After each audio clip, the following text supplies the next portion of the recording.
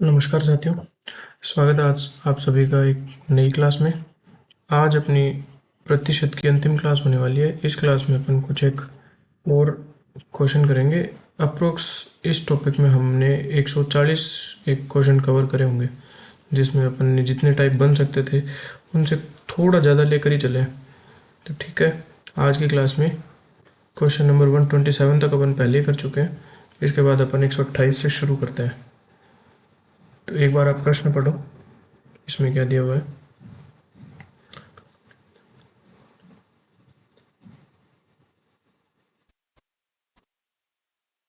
इसमें खास क्या है कि ये 270 रुपये सेम रह रहे हैं, पहले भी बाद में भी। ये जो भी सामान खरीद रहा है वो 270 का ही खरीद रहा है, पहले भी 270 का खरीद रहा था, बाद में भी 270 का खरीद रहा था, लेकिन इसकी क्वांटिटी बदल रही है।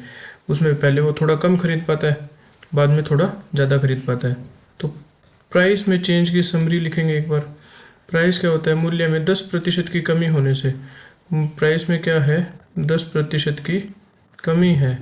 तो 10% को क्या लिखते हैं? 1/10 से। 10 में 1 की कमी होगी तो क्या होगा? 10 से 9 बन जाएगा प्राइस। तो फिर खपत क्या हो रही होगी? खपत, या इसको क्या लिख सकते हैं? मात्रा। मात्रा वो 9 से 10 हो रही होगी, कि पहले प्राइस 10 था जो बढ़ घट के 9 हो गया। तो 270 रुपये जो लगने हैं, कुल मिला के जो खर्च है, खर्च हमेशा सेम इसमें रहने के लिए खर्च को अगर सेम रखना है तो प्राइस 10 से 9 हो गया, तो चीज़ें ज़्यादा लेनी पड़ेगी कम प्राइस में, तभी तो कुल मिला के जो खर्च है वो सारा समान रहेगा। इसलिए अपन ने खपत या मात्रा जो थी वो 9 से 10 कर दी, मतलब अपने हिसाब से 1 की बढ़ोतरी हो जानी चाहिए। और प्रश्न में क्या है? 270 रुपये में 1 किलोग्राम शक्कर अधिक खरीद पाता है, और अपने हिसाब से क्या है? मात्रा 1 ही बढ़ रही है, तो अपने हिसाब से जो 1 बढ़ रहा है वो प्रश्न में दिए गए 1 kg के बराबर होगा क्या? प्रश्न में अगर एक हमारे 1 की वैल्यू प्रश्न के 1 किलो के बराबर है, तो 9 की वैल्यू कितनी आएगी? 9 बन जाएगा 9 kg। और 10 क्या बन रहा होगा? 10 kg। मतलब 10% की कमी होने के बाद पहले हम कुछ चीज़ 9 किलो खरीद पा रहे थे, उसके बाद में हम 10 किलो खरीद पा रहे हैं। कितने रुपए में? 270 रुपये में ही। तो शक्कर का प्रारंभिक मूल्य प्रति किलोग्राम क्या था? पहले 9 रुपये, 9 किलो चीज़ आ रही थी, 270 रुपये में 9 kg खरीद रहा था। 1 kg की वैल्यू इससे निकाल लेंगे क्या? 227, 270/9 बराबर 30 रुपये पर kg।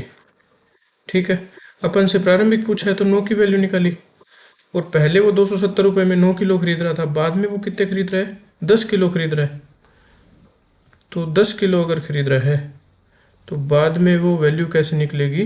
270 रुपये में ही 10 किलो चीज़ आ रही है, तो 1 किलो की वैल्यू कितनी आएगी? 27 kg। तो अपना आंसर क्या आया है? प्रारंभ में 30 रुपये पर kg के हिसाब से उसने चीज़ें खरीदी होगी। सही है। नेक्स्ट क्वेश्चन पे चलते हैं। ऐसा ही एक प्रश्न और करते हैं। इसमें क्या है? चीनी के मूल्य में 20% की कमी होने पर खरीदार 160 रुपये में 8 किलोग्राम चीनी अधिक खरीद पा रहा है। पिछले प्रश्न में क्या था? 1 किलोग्राम चीज ज़्यादा खरीद पा रहा था। इसमें क्या है? 8 किलोग्राम कोई चीज़ ज़्यादा खरीद पा रहा है। तो कमी होने से पहले चीनी का प्रति किग्रा मूल्य क्या था? ठीक है, कमी होने से पहले कितना था, और इसमें क्या बताया है? 20% की प्राइस में कमी हो रही है।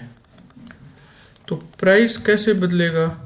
प्राइस कोई अपने माना 10 था, उसमें 20% की कमी हो जाएगी, तो कितना हो जाएगा? प्राइस 8 हो जाएगा। और क्या है? रुपए तो वो 160 का ही सामान खरीद रहा है, 160 का ही सामान खरीद रहा है, तो कुल खर्च है ना, जो उसका एक्सपेंडिचर है वो हमको सेम बनाना है। एक्सपेंडिचर सेम बनाने के लिए उसकी जो मात्रा है वो हमको बढ़ानी पड़ेगी, क्योंकि अगर प्राइस में थोड़ी कमी आई है तो हम ज़्यादा चीज़ खरीदेंगे, तभी तो उतने ही हमारे रुपए लगेंगे। इसलिए मात्रा को कैसे बढ़ना चाहिए? 8 से मात्रा 10 हो जानी चाहिए। ठीक है, तो हमारे हिसाब से मात्रा, तभी तो अपना यहाँ पे मात्रा 8 से 10 अपन ने क्यों करी, वो इसलिए करी कि एक्सपेंडिचर की वैल्यू कितनी आएगी, वो मूल्य और खपत का मल्टीप्लिकेशन ही तो एक्सपेंडिचर होता है।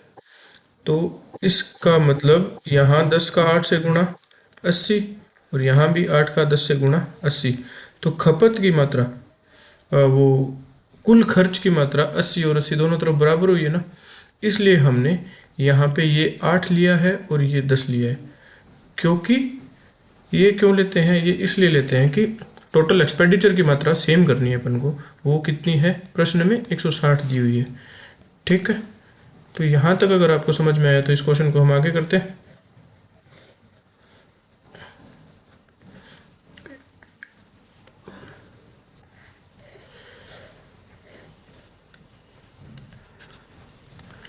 तो अब मात्रा को कैसे करेंगे, यहाँ तो मात्रा 8 कर देंगे और यहाँ पे 10 कर देंगे। हमारे हिसाब से मात्रा कितनी बढ़ी, +2 बढ़ी। और इसमें क्या कह रहा है, 160 रुपये में 8 किलोग्राम ज़्यादा चीनी खरीद पाता है। तो 2 की वैल्यू कितनी है, 8 kg है। तो अगर 2 की वैल्यू 8 kg है तो कमी होने से पहले चीनी की प्रति किलोग्राम मूल्य क्या था। तो चीनी पहले कितनी थी, 8 किलो। 8 थी ना प्रश्न के हिसाब से, 2 की वैल्यू हमने तो 8 किलो निकाली है। तो 1 की वैल्यू कितनी आएगी, 4 kg। और फिर हमको निकालनी है इस 8 की वैल्यू, तो 8 बराबर 32 kg आ जाएगा। तो इस 8 की मात्रा हमने निकाल ली 32 kg। अगर इसकी भी निकालनी हो तो कैसे निकलेगा, 1 की वैल्यू 4 है तो 10 की वैल्यू 40 kg। तो पहले 32 किलो था। अब अगर अपन को चेक करना है कि हमारी कैलकुलेशन सही है या नहीं है, तो देखो मात्रा पहले 32 किलो थी, बाद में 40 किलो हो गई, कितनी बढ़ी, 8 किलो बढ़ी। और प्रश्न में क्या दिया गया है, 8 किग्रा ही अधिक चीनी खरीद पाता है। तो ठीक है हमारी कैलकुलेशन। तो अब इसमें क्या बोला है, कमी होने से पहले चीनी का प्रति किग्रा मूल्य क्या था। कमी होने से पहले वो 32 किलो चीनी खरीद रहा था, कितने रुपए में, 160 रुपये में।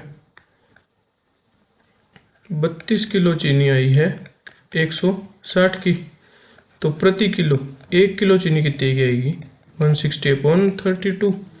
ये कटेगा 2 0 2, नहीं 1 0 और 2, 16 से काटेंगे तो 10/2। चीनी शुरुआत में 5 रुपये प्रति केजी के हिसाब से चल रही होगी, तो अपना आंसर आएगा 5 रुपये प्रति किलोग्राम।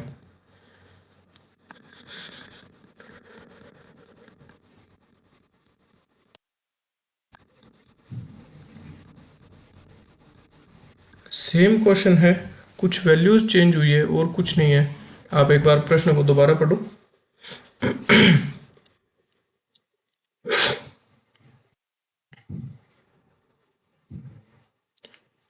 प्रश्न क्या कह रहा है, चीनी के मूल्य में 10% की कमी होने पर कोई गृहिणी इतने रुपए में 6.2 किलोग्राम चीनी अधिक खरीद सकती है। वापस क्या है, कुल खर्च समान है। पहले भी 1116 रुपये में चीनी खरीद रहे थे और बाद में भी 1116 रुपये में ही चीनी खरीद रहे हैं। मतलब कुल खर्च हमको सेम करना है। तो चीनी के मूल्य में यदि कमी हो रही है, खर्च हमको सेम रखना है, तो मात्रा को बढ़ाना पड़ेगा। वैसे ही इस क्वेश्चन को करेंगे कि मूल्य है वो क्या हो रहा है, 10% की कमी हो रही है, मूल्य 10 से 9 बन रहा है। एक्सपेंडिचर को अगर हमको सेम करना है, यहाँ पे भी एक्सपेंडिचर सेम होना चाहिए और यहाँ भी सेम होना चाहिए। इसके लिए मात्रा को क्या करना पड़ेगा, 9 से 10 होनी चाहिए मात्रा, है ना। तभी तो ये वैल्यूज हमारी आएगी 90 और 90, जो सेम होगी प्रश्न के हिसाब से। तो ये कितनी बड़ी मात्रा +1 बड़ी, और हमको क्या दिया गया है, 6.2 किलोग्राम चीनी अधिक खरीद सकती है। तो हमारे हिसाब से तो एक वैल्यू बढ़ रही है और क्वेश्चन में दिया गया है कि 6.2 kg ज्यादा बढ़ रहा है। तो एक की वैल्यू को क्या करेंगे, 6.2 kg के बराबर करेंगे। एक की वैल्यू 6.2 आई तो चीनी का घटा हुआ मूल्य प्रति किग्रा, 10 की वैल्यू निकालनी है ना। घटा हुआ मूल्य बाद में कितना हुआ, बाद में कितनी खरीद पा रहा है ये? 10 खरीद पा रहा है, तो मतलब ये 62 kg चीनी खरीद रहा होगा। ठीक है, 62 kg चीनी कितने रुपए में खरीदी है? पहले भी ये 1116 लगा रहा था, बाद में भी 1116 लगा रहा था, तो 62 को बराबर करेंगे 1116 के बराबर करेंगे। तो 62 अगर ये आया, 1 किलो की वैल्यू 1116/62। ठीक है, तो ये कैसे काटेंगे? 6 62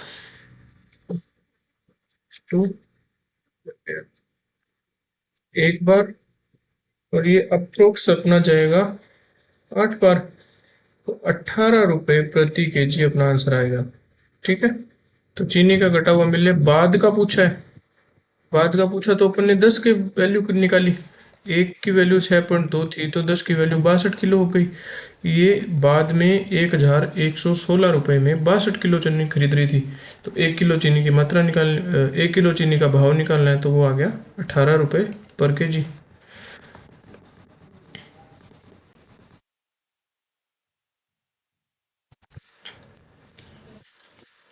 किसी वस्तु के मूल्य में 33.3% की, ये 33 पॉइंट है, 3% की कमी होने पर 1 रुपये में 4 वस्तुएं अधिक खरीदी जा सकती है। घटने से पहले वस्तु का मूल्य कितना था? तो देखो, मूल्य प्राइस में क्या हो रहा है? 33 सही, 1/3 या फिर 33.33% को क्या लिखते हैं? 1/3, 3 में 1 की कमी होगी, तो प्राइस 3 से कितना हो रहा है? 2, 1 की कमी आ रही है। 1 रुपये की अपनी 1 की कमी आ रही है, ये कह रहा है 1 रुपये की कमी आ रही है। 1 रुपये में 4 चीजें ज्यादा खरीदी जा सकती है, तो 1 की वैल्यू, 1 रुपये की कमी आई और इधर से 4 वस्तु, तो घटने से पहले वस्तु का मूल्य कितना था? घटने से पहले वस्तु का मूल्य 3 से 2 में चेंज हुआ, तो घटने से पहले वस्तु का मूल्य कैसे निकालेंगे? 8, 4, 1 रुपये में 4 वस्तुएं अधिक खरीदी जा सकती है।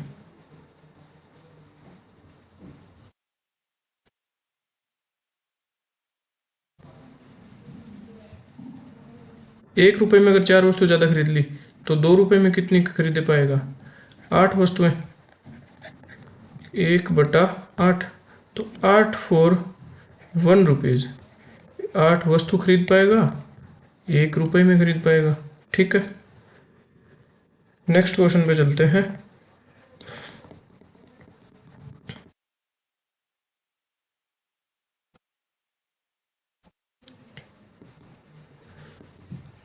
सेब की कीमत में 10% की कमी के कारण एक व्यक्ति 54 रुपये में 10 सेब अधिक खरीद सकता है।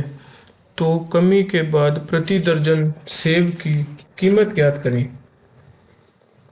32 नंबर क्वेश्चन आप एक बार दोबारा पढ़ो।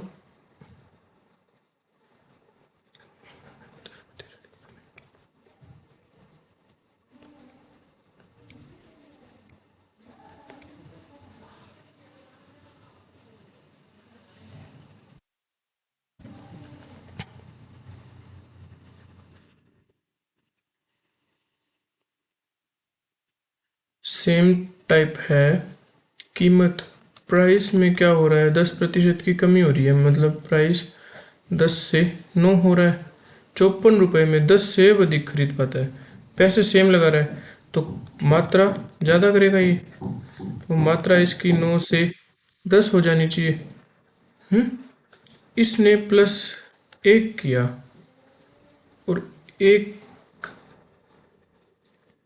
मात्रा 1 बढ़ाई, तो 10 सेव बढ़े।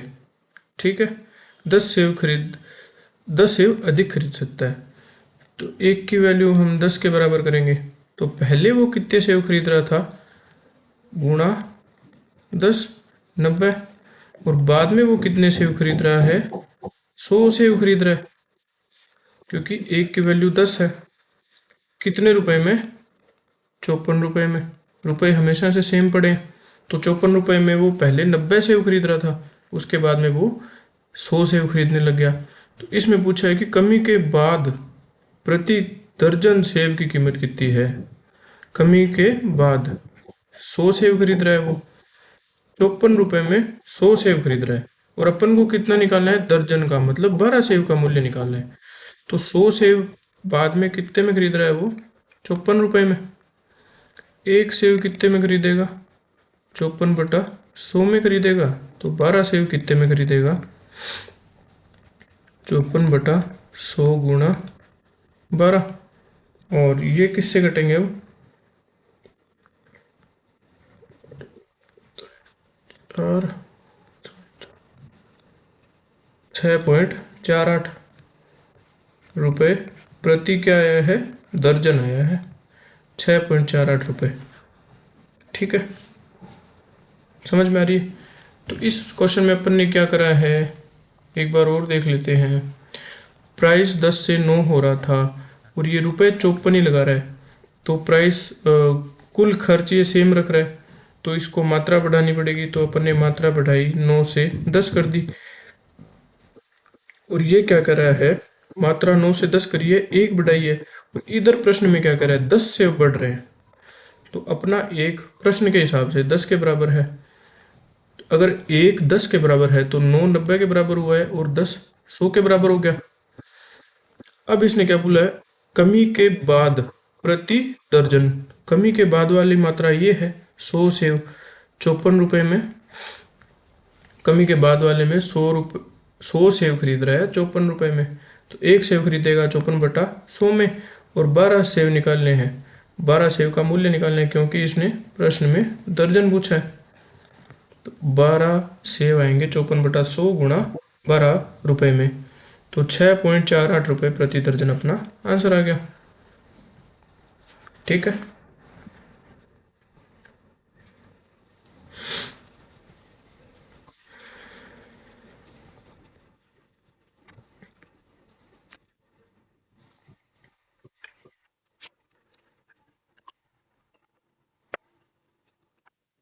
अब अगला क्वेश्चन अपन को इसी स्लाइड पे सॉल्व करना पड़ेगा। इसके लिए एक बार ये हटा देते हैं, तो ये हटाया। अब आप अगला प्रश्न पढ़ो, 133 नंबर क्वेश्चन अब करेंगे।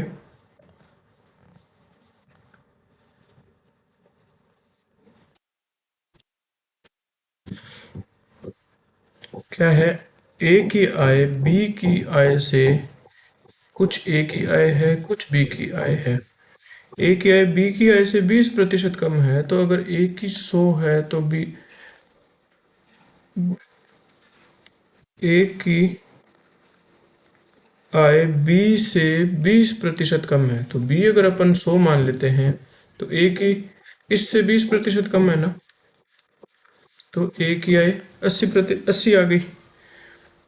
या फिर इसको क्या लिख सकते हैं, 10 है तो ये 8 है, अगर ये आय 5 है तो ये आय 4 है। अंतिम रूप से अपन कह सकते हैं ए की आय तो 4 है और बी की आय 5 है, तो बी की आय ए की आय का कितना प्रतिशत है, बी की आय ए की आय का कितना प्रतिशत है, 5। बी की आय ए की आय का कितना प्रतिशत है, इसको ऐसे लिखेंगे।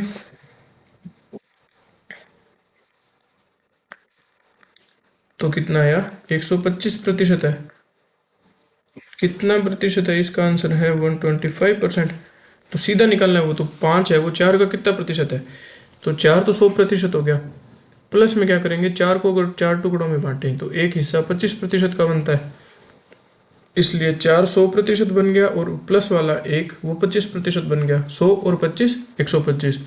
अपन बिना पेन चलाए अगर करना चाहें तो वैसे सोच सकते हैं, और अगर पेन से करें तो 5/4 गुणा 100 लिख सकते हैं। और ए से कितना प्रतिशत अधिक है, बी की आय, बी की आय कितनी है, 5 है।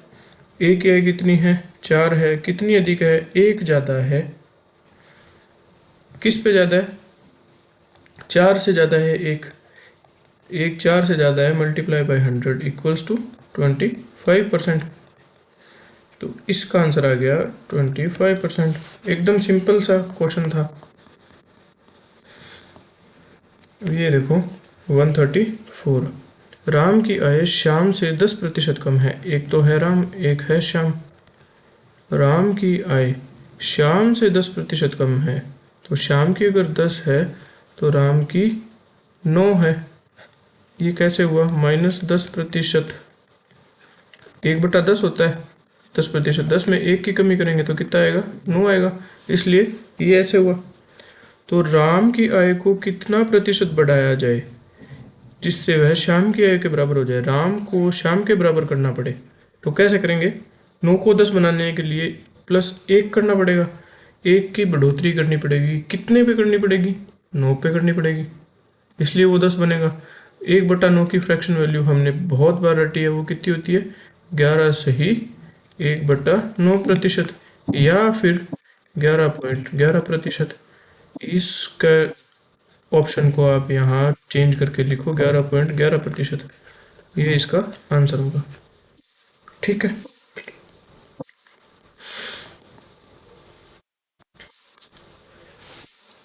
ये क्या है? एक फैक्ट्री है, उसमें प्रत्येक कामगार का वेतन 22:25 के अनुपात में बढ़ा दिया जाए, किंतु कामगारों की संख्या कैसे कर दी? 26 सही 2/3 कर दी। ये हटाओ, इस ऑप्शन की जगह क्या था? 26 सही 2/3% घटा दी जाए तो वेतन पर निवल प्रभाव क्या पड़ेगा? इसको कैसे सोल्व करेंगे? प्रत्येक कामगार का वेतन, वेतन क्या हुआ है?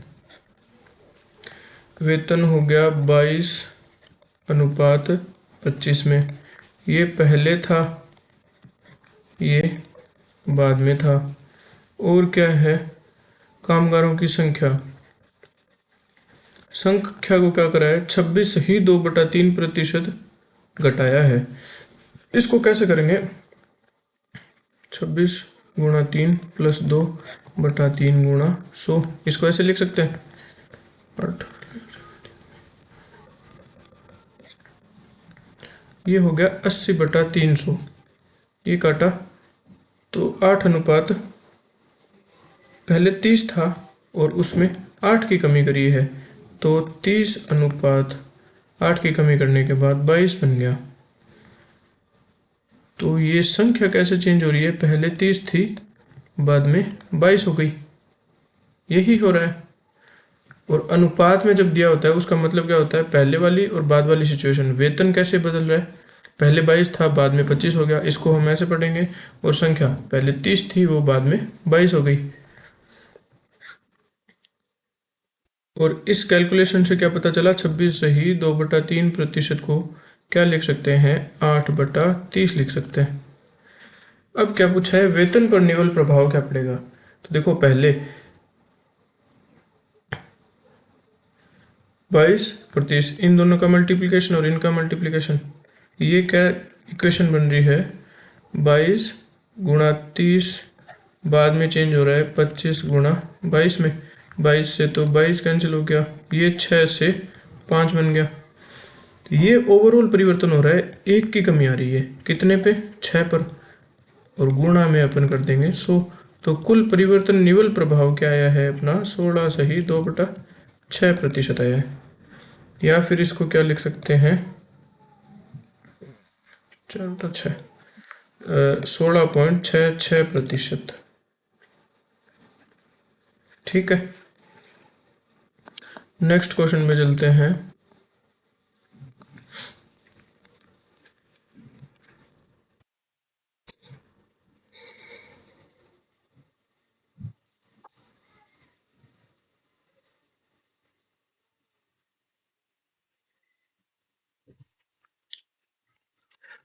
ये कुल मिला के एक प्रश्न अनुपात का बनता है, जिसमें अपन को एक चीज समझने की जरूरत है।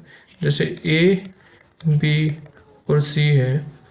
ए का मान अगर अपन ने 10 माना, बी का 20 माना, सी का 30 मान लिया।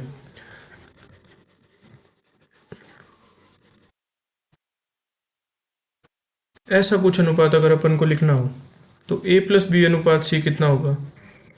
30:30। a + b की वैल्यू और इधर c की वैल्यू, तो 30 आ गया।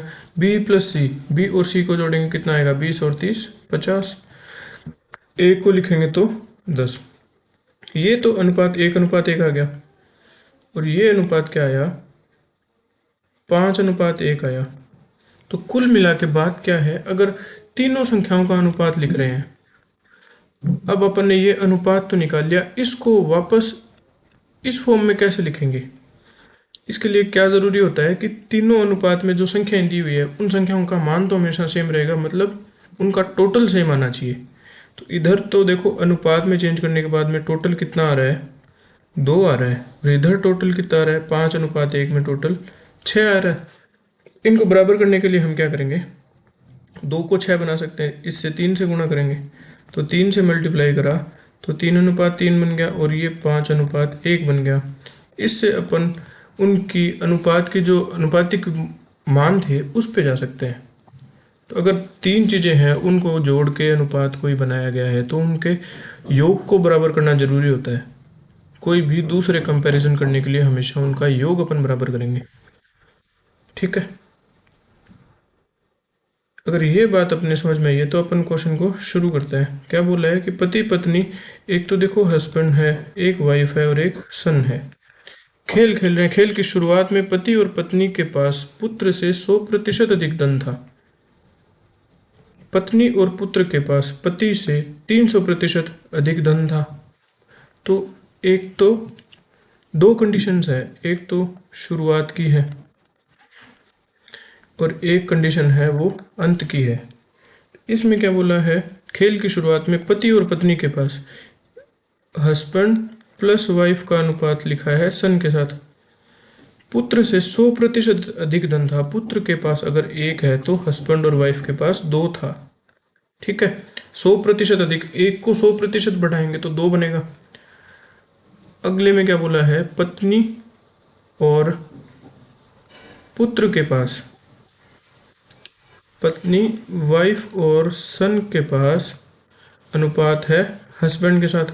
पत्नी और पुत्र के पास पति से 300% अधिक धन था।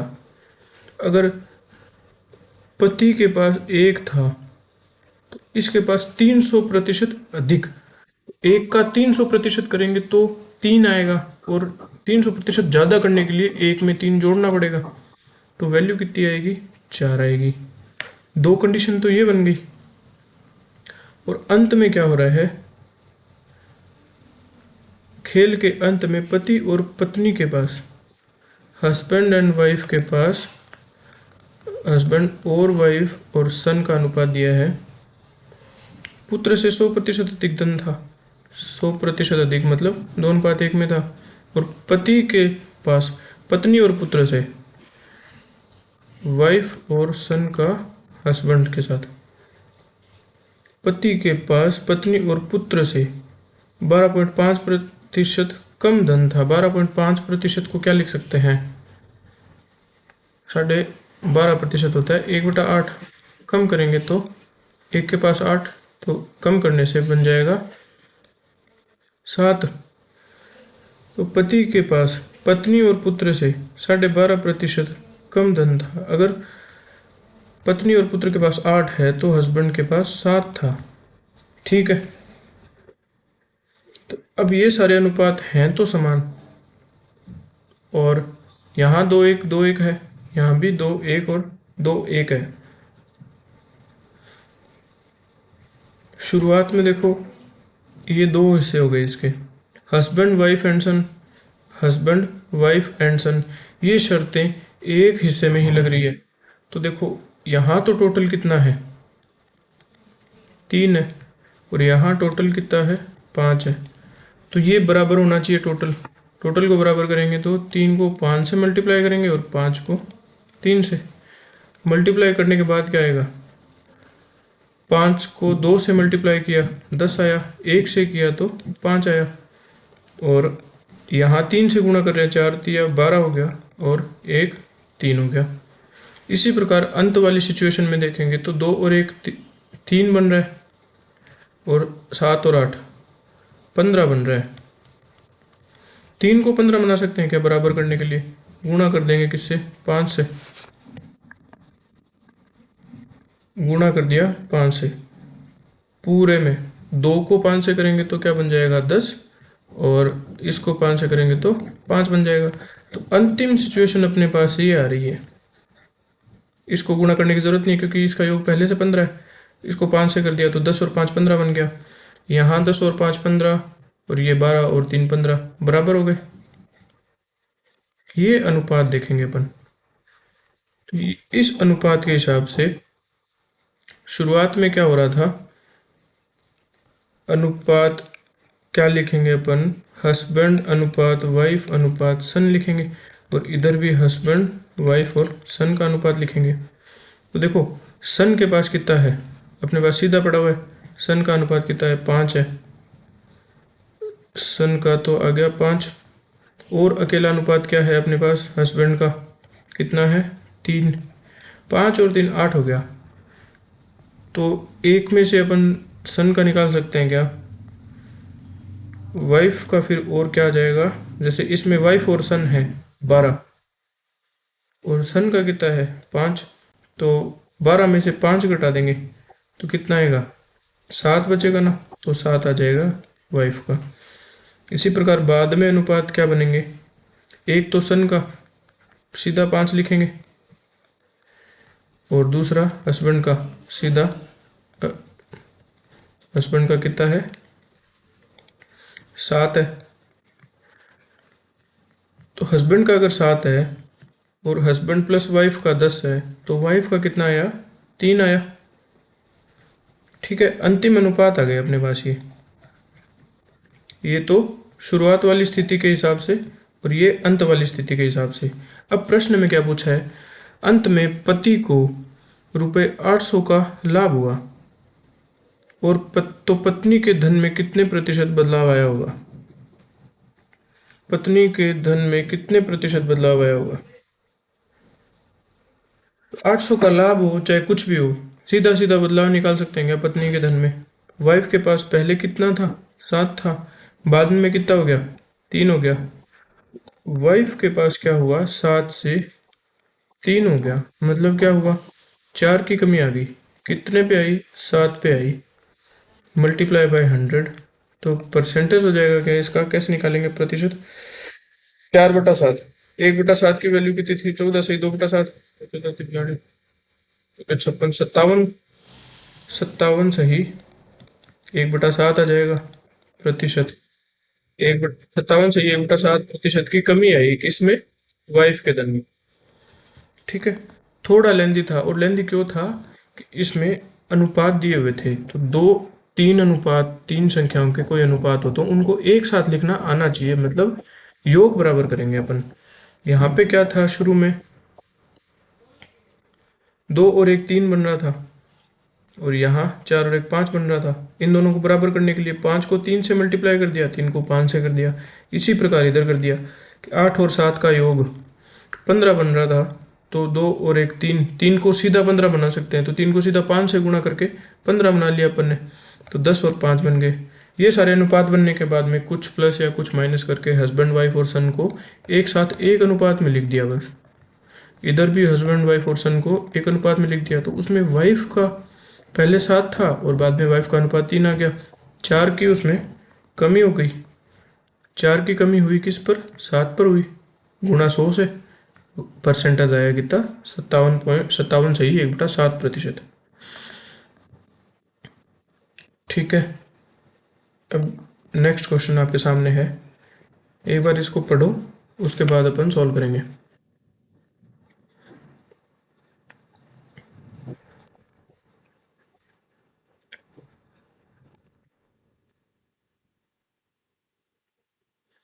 तो प्रश्न में क्या लिखा हुआ है?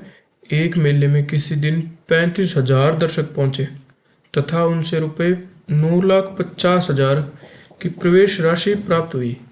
और इतना ही नहीं है, यदि प्रवेश शुल्क वयस्क के लिए ₹40 था और बच्चे के लिए ₹20 था, और 10% दर्शकों को निःशुल्क पास मिला था, तो मेले में बच्चे कितने थे ये बताना है। दर्शक टोटल कितने पहुंचे? 35,000 पहुंचे ना, 35,000 दर्शक पहुंचे। इसमें से 10% दर्शकों को तो मिल गया निःशुल्क पास, मतलब उनकी टिकट लगी नहीं तो उनसे कोई प्रवेश शुल्क प्राप्त नहीं होगा। तो अपन उसको पहले माइनस करेंगे, उसको हटाएंगे। 35,000 था, उसका 10% कितना आएगा? 3500। मतलब 3500 तो क्या थे? फ्री थे। 3500 फ्री थे तो कितने दर्शकों का पैसा लगा होगा, वो कैसे निकालेंगे? इसमें से घटा देंगे क्या, माइनस कर देंगे 3500। तो कितनों का लगा होगा? 0, 0, 5 और 1 और 3। 31,500 दर्शकों का दर्शक आ गए अपने पास टोटल। ठीक है, जिनका कोई पैसा लगा होगा। अब अपन क्या करेंगे? 31,500 दर्शक थे, तो एवरेज टिकट की वैल्यू निकाल लेंगे क्या? देखो 40 रुपए की टिकट दे दी और 20 रुपए की टिकट दे दी। कुल एक बीच की टिकट का अगर अपन को पता चले तो उसके बाद अपन इसको एलिगेशन से सॉल्व कर सकते हैं। 31,500 दर्शक थे और प्राप्त कितनी हुई रुपए? 9,50,000। तो क्या करेंगे? 9,50,000 बटा में 31,500, ये कट गए तो आया कितना? 9500 बटा 315। 9500 बटा, इसको अपन काटेंगे 5 से, 5 एकम 5, 9 45 0 6 3। तो अपने पास वैल्यू कितनी आ गई? 1900 बटा 63। ये क्या निकाला है अपन ने? एवरेज टिकट का प्राइस निकाला है। ठीक है, एवरेज टिकट का अपने पास आ गया। अब देखो, बच्चे के लिए, वयस्क के लिए तो 40 रुपए की टिकट थी और बच्चे के लिए कितनी? 20 रुपए की टिकट थी। वयस्क लिखेंगे और एक तरफ चाइल्ड लिखेंगे। 40 रुपए की टिकट और एक तरफ 20 रुपए की, और बीच की टिकट कितनी थी? 1900 बटा 63 की थी। अब ये भिन्न में है तो सभी तीनों को 63 से मल्टीप्लाई कर देंगे।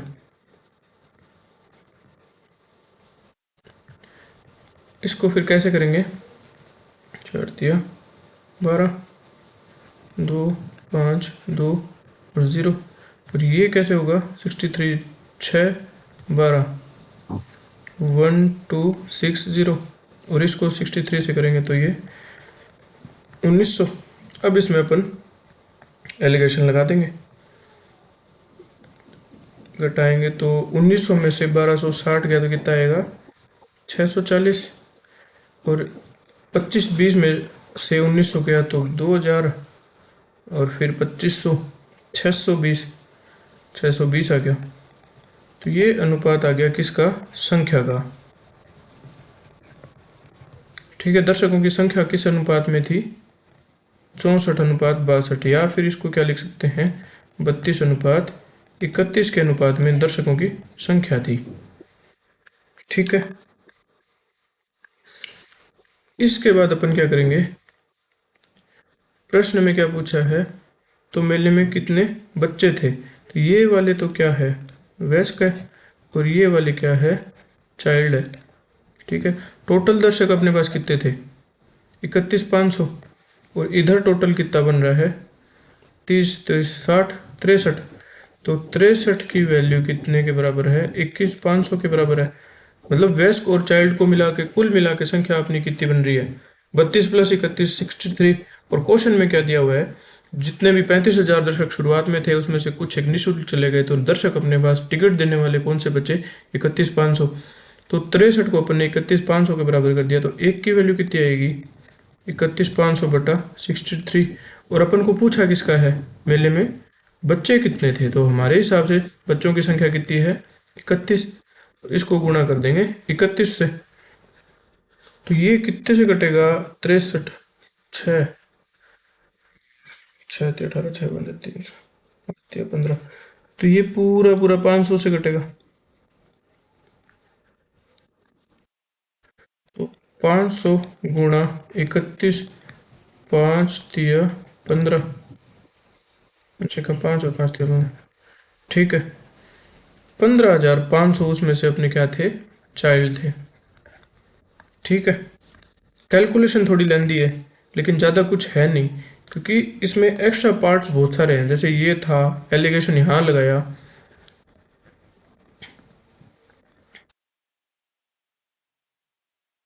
जैसे अपन ने यहाँ वाला एलिगेशन जो था इसमें अपन को 63 का मल्टीप्लाई करना पड़ा अलग से, तो यहाँ ज़्यादा टाइम लगा है। बाकी इतना लेंथी कोई क्वेश्चन नहीं है। किया क्या है एक बार और देख लेते हैं।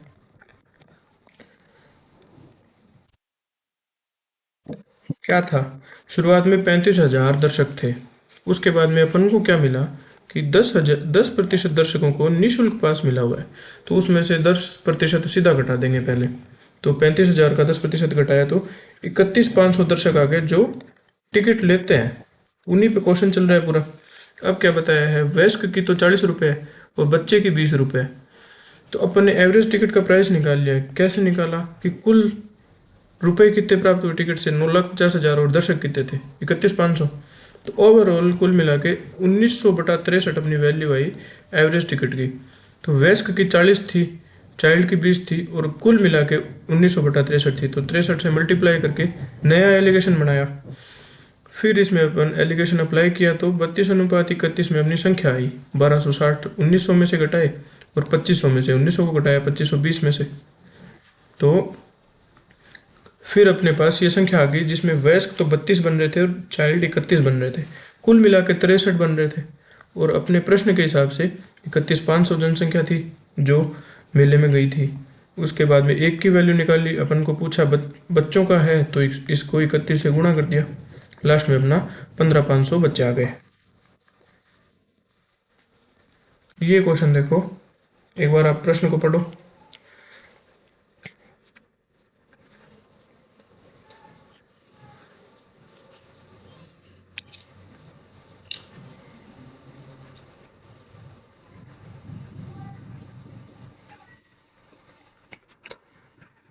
तो इस प्रश्न में अपन इसकी पूंछ पकड़ेंगे कहाँ से कि करण अपने वेतन का 20% खाने पे और बकाया राशि का 30% किराए पे देता है। ऐसे ही कोई चरण है, वो 30% तो खाने पे और 20% किराए पे देता है। चरण का वेतन करण के वेतन से 50% अधिक है, तो बताए कि दोनों में से किसका किराया अधिक है और दूसरे से कितने प्रतिशत अधिक है।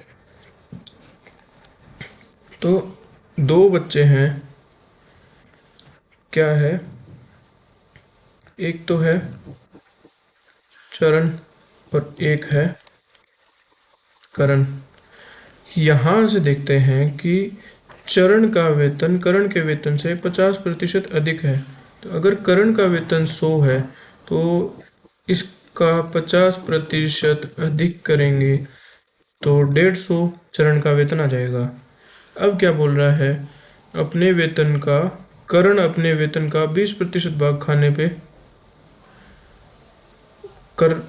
पर खर्च करता है। तो 20% करण का 20% खर्च कर दिया तो बचा कितना, 80।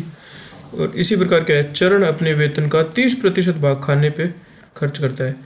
150 का 30%, 10% कितना होगा इसका, 15।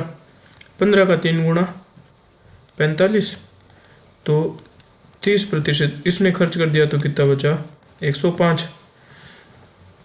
अब क्या बोल रहा है, बकाया राशि का करण की बकाया राशि का 30% भाग किराए में देता है। करण की बकाया कितनी है, 8।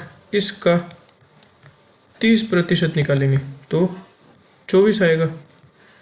और चरण का क्या सीन है, चरण अपने वेतन का 30% भाग तो खाने पे लगा दिया, और बकाया राशि का बकाया कितनी बची, 105 बची। इसका 20% किराए में देता है। 20% कितना हो जाएगा, इसका 10% कितना होगा, 10.5। तो इसका दुगना 20, 21, ठीक है। तो ये वैल्यू किसकी आई है, किराए की आई है। प्रश्न में क्या पूछा है, किसका किराया अधिक है, अधिक किराया किसका है, ये अधिक है करण वाला, ठीक है।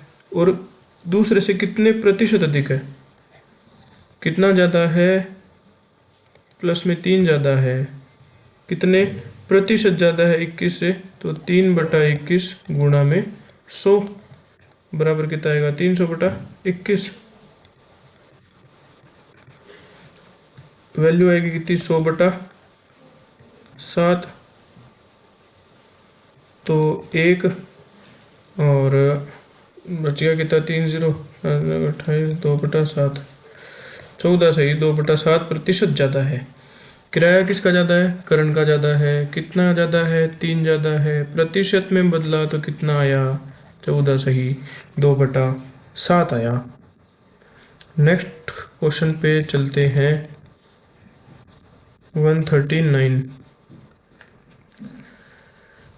इसमें क्या है, इसमें कुछ नहीं करना। एक सेब की कीमत केले से 2 गुनी होती है, केले की कीमत अमरूद की तुलना में 25% कम है, जो भी है।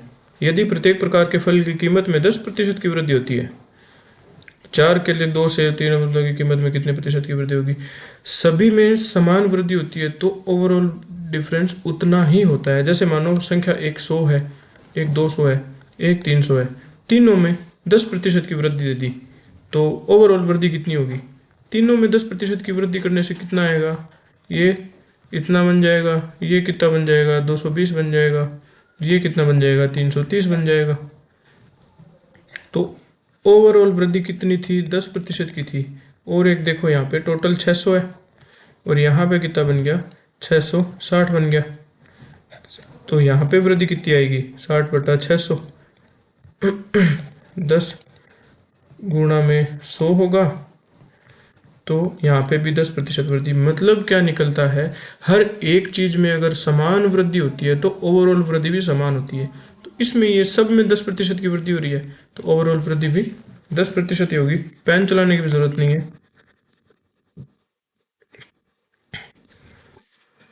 प्रश्न को पढ़ो आराम से।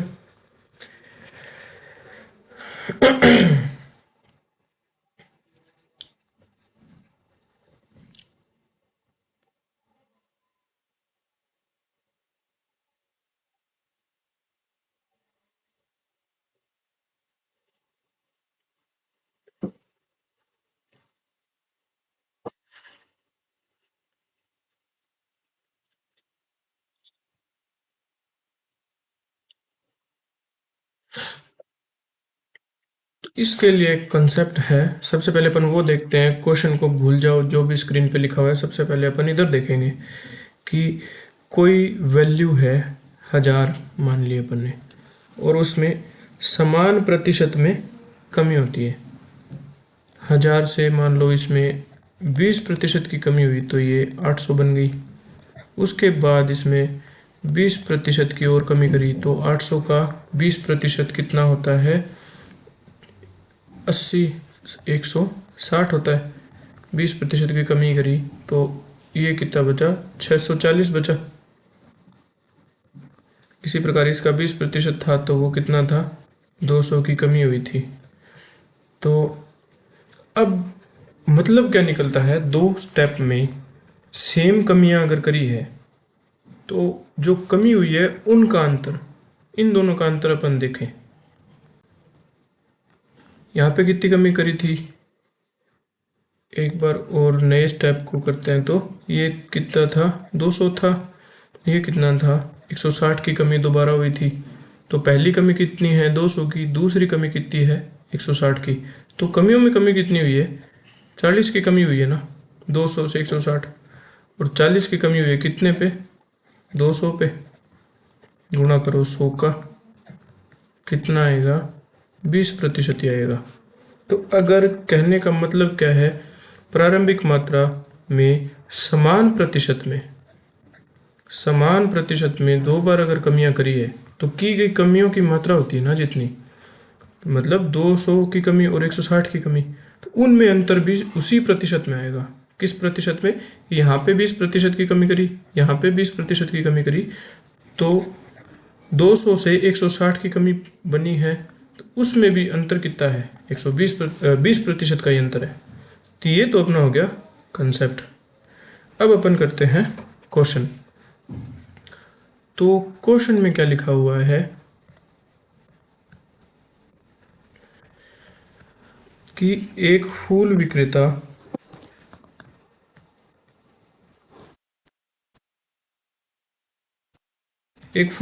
एक विशेष तरीके से बिजनेस करता है। महंगाई बढ़ने पर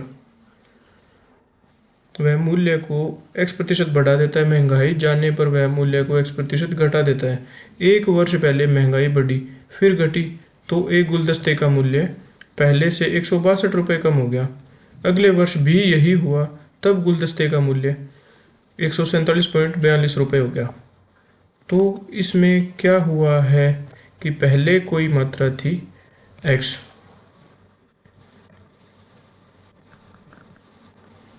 कोई चीज़ का मूल्य था x, और उसके बाद में बढ़ी या कमी हुई तो वो बन गया y, फिर दोबारा सेम हुआ तो वो बन गया z।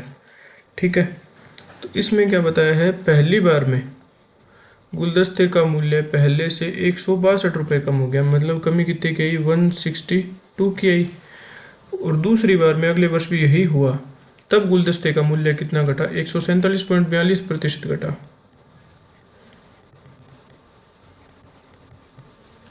42 रुपये घट गया। तो प्रश्न में कंसेप्ट अगर अपने ने देखा था तो वो क्या था, ये जो कमियां हैं इन कमियों के अंदर प्रतिशत अंतर आता है, वही ऊपर लिखा जाता है। तो अगर नीचे अपन देखें क्या है, इन दोनों का चेंज देखते हैं तो अंतर कितने का बना इनमें, 147.42 और 162, अंतर कितना बना, 14.58 का बना। क्या कमी आई 14.58 की, कितने पे आई, 162 पे आई, तो गुणा कर दिया 100 से।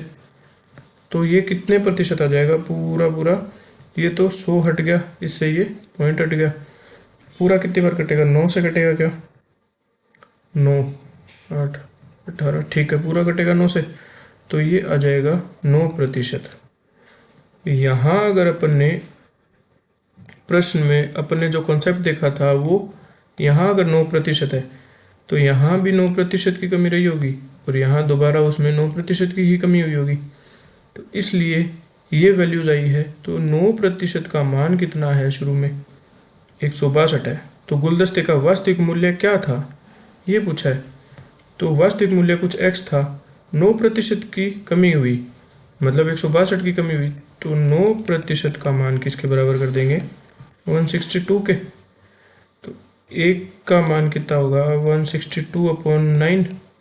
तो और वो 100 का मान कैसे होगा, इसके साथ 100 का गुणा करेंगे तो 100 की वैल्यू आ जाएगी। 100% कैसे आएगा, 9 एकम 9, 10, 8, 1800 रुपये उसका प्रारंभिक मूल्य रहा होगा। तो इसका आंसर आ गया 1800। ठीक है। इसका अपन ने कॉन्सेप्ट देखा। कॉन्सेप्ट क्या था कि कोई भी चीज़ में उत्तरोत्तर समान वृद्धि या कमी की जाती है तो उन वृद्धियों और समान कमियों में जो अंतर होता है वो भी उसी प्रतिशत में होता है। जैसे उदाहरण से समझा कि कोई वैल्यू 1000 थी, 20% की कमी करी तो 18800 बनी, फिर 20% की कमी करी तो 600 बनी। तो ये 20% और 20% कमियां कितने की हुई, 200 की हुई और 160 की हुई। 200 और 160 की कमी हुई, इनमें अंतर कितना आया, 40 का आया। 40 की कमी आई किस पे, 200 पे, तो 20% आया। तो कमियों के अंदर का अंतर भी है ना, वो इन दोनों के बराबर आता है। सेम अपन ने इस क्वेश्चन में अप्लाई किया कि 162 दिया हुआ था, 147 दिया हुआ था, अंतर निकाला तो 9% आया, तो यहाँ भी 9% रहा होगा, तो यहाँ भी 9% रहा होगा। 9% की वैल्यू को 162 के बराबर किया तो प्रारंभिक मूल्य पता चला, 100x की वैल्यू कितनी आई, 1800 रुपये आई। तो अपन ने अप्रोक्स सारे क्वेश्चंस के टाइप कवर करे हैं। कुछ प्रश्न अगर पीपीटी में बचे हैं तो वो भी कर लेते हैं।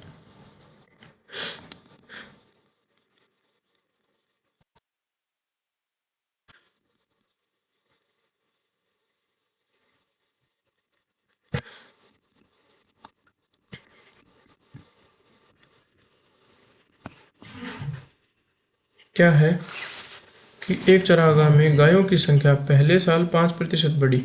मान लो गायों की संख्या कितनी थी, x। 5% मतलब 5% बराबर 101/20 होता है। 20 में 1 की बढ़ोतरी, तो वो कितनी हो गई, 21/20 हो गई। दूसरे साल 11.11 बढ़ी। 11.11 की वैल्यू कितनी होती है, 1/9। तो 9 में 1 की बढ़ोतरी 10/9 हो गई। तीसरे साल कितनी बढ़ी, 100% बढ़ी।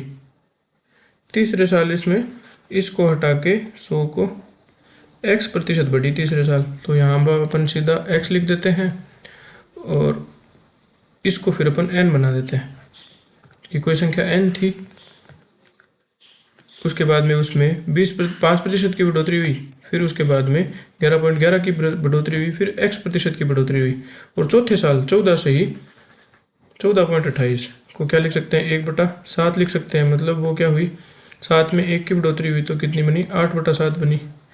तो ये हो जाएगा 8/7 बढ़ी। यदि चारों सालों में गाय 50% बढ़ी, तो पहले n थी और 50% बढ़ी। 50% का मतलब 1/2। 2 में 1 की बढ़ोतरी करेंगे तो 3/2। 3/2 हुई ओवरऑल वो।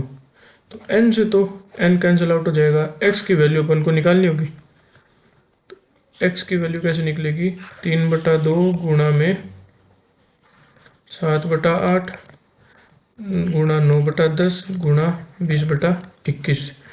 ये कैंसिल हुआ, 2 आ गया, 2 से ये 2 कट गया, 7 या 21 से ये 21 कट गया, तो x की वैल्यू कितनी आई, 9/8 आई। मतलब 8 से कोई चीज़ 9 हुई होगी। मतलब 1 की बढ़ोतरी कितने पे, 8 पे। 1/8 की फ्रैक्शन वैल्यू कितनी होती है, 1/8 फ्रैक्शन को परसेंटेज में कितना लिखते हैं, 12.5%। ये इसका आंसर आएगा। ठीक है, अगला क्वेश्चन देखते हैं। क्या है, दो व्रत हैं, व्रत ए और बी। व्रत की ए की परिधि व्रत बी की परिधि से 50% अधिक है। ठीक है, तो एक तो परिधि अपन ने मान ली 2πr1 और एक मान ली 2πr1 r2। अधिक कम बताएंगे तो ये तो कांस्टेंट है, काट देंगे इनको, ये भी कांस्टेंट है। वेरिएबल क्या बचा, r1 और r2 बचा। क्या बी की परिधि से 50% ज़्यादा है ए की। तो अगर ए की परिधि 3 है तो बी की 2 होगी क्या, ये अनुपात बन गया। क्या ये 50% ज़्यादा है। और वृत्त बी का क्षेत्रफल, अब इसमें किस पे आ गया, ये ए और बी पे। क्षेत्रफल क्या होता है, πr1² और πr2²। ये पाई कांस्टेंट काट दिया दोबारा, r1² और r2²। r वाली वैल्यूज यहाँ पुट कर देंगे तो r1 कितना आया था, 3, तो 3 की स्क्वायर 9, r2 की वैल्यू 2, 2 की स्क्वायर 4। पूछा क्या है, क्षेत्रफल से k% कम हो तो k का मान, a के क्षेत्रफल से b का क्षेत्रफल कम कितना है, 5 कम है। और 5 कम है किस पे, 9 पे, मल्टीप्लाई बाय 100।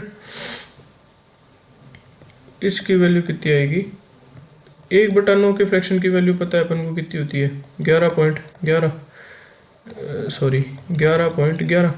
तो अपन को निकालना क्या है, 5/9 का। तो 5/9 का निकाल देंगे, इसमें भी 5 का गुना करेंगे तो आएगा कितना, 55.55%। ये आ गया आंसर। तो जब क्षेत्रफल और परिधि से संबंधित ऐसी चीजें दी जाती है तो उनमें जो भी कांस्टेंट होता है वो परिवर्तन में भाग नहीं लेते। तो कांस्टेंट को हटाएंगे तो चीज़ घूम फिर के आ जाएगी त्रिज्या पे।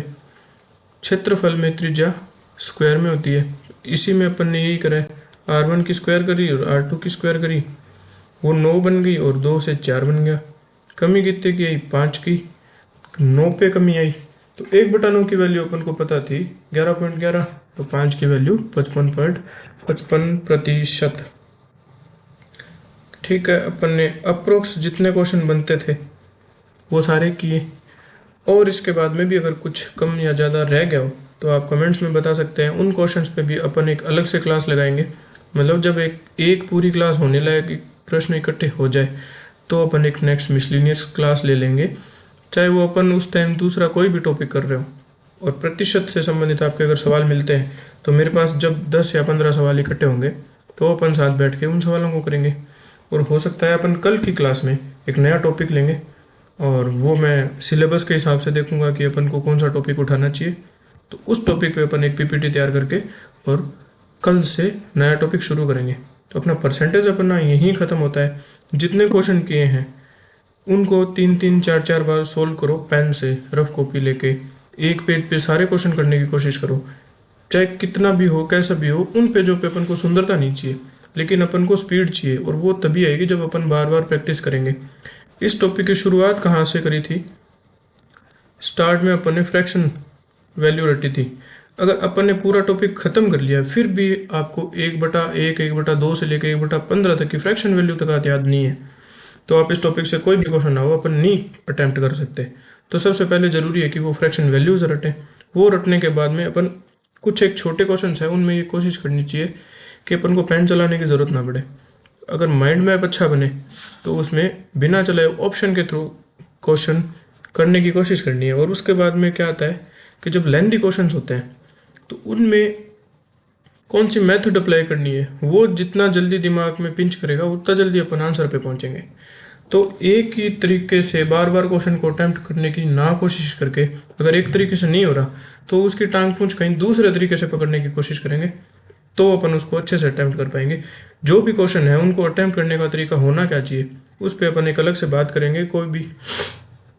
लेकिन मोटा मोटी इसका नितार यही है कि अपन पेन और कॉपी पे जितनी ज़्यादा प्रैक्टिस करेंगे अपनी स्पीड उतनी इंप्रूव होएगी। और स्पीड अगर ज़्यादा है तो अपन एक क्वेश्चन में अगर आराम से टाइम लेना तो उसका सॉल्यूशन भी कर सकते हैं, चाहे उसका कुछ तरीका दिमाग में आए ना आए, कैसे भी जोड़ तोड़ करके अपनी कैलकुलेशन अगर स्ट्रॉन्ग हो गई तो अपन ऑप्शंस तक पहुंच सकते हैं। और कुछ एक क्वेश्चन ऐसे होते हैं जो सीधे ऑप्शन से ही हो जाते हैं, उनमें अगर कैलकुलेशन स्ट्रॉन्ग है तो पेन चलाने की ज़रूरत नहीं होती। अगर कैलकुलेशन नहीं है तो अपन चाहे कितने ही पेज काले कर लें आंसर नहीं आ सकता। तो ठीक है, आप ज़्यादा से ज़्यादा इसको कॉपी पे करने की कोशिश करो। ये 140 क्वेश्चन अपन ने करे हैं, इनको कम से कम 4 बार करो नोटबुक पे। उसके बाद में अपने बहुत सारी बुक्स है, किरण की है, जो भी है आपके पास जो भी अवेलेबल है सब बढ़िया है, जो भी किताबों में लिखा हुआ है सब अच्छा मैटर है। और उस वाले क्वेश्चन अपन ने अप्रोक्स कवर कर लिए। तो इन प्रश्नों को करने के बाद में उन किताबों से आपके कितने अटैम्प्ट हो रहे हैं वो देखो। अगर नहीं हो रहे तो कमेंट में बताओ, फिर अपन उन क्वेश्चंस को एक साथ लेके एक दिन क्लास लगा लेंगे और अपन दोबारा इसी परसेंटेज को पढ़ेंगे। ठीक है, कल की क्लास एक नए टॉपिक के साथ शुरू करेंगे। तब तक के लिए थैंक यू, धन्यवाद, बाय बाय।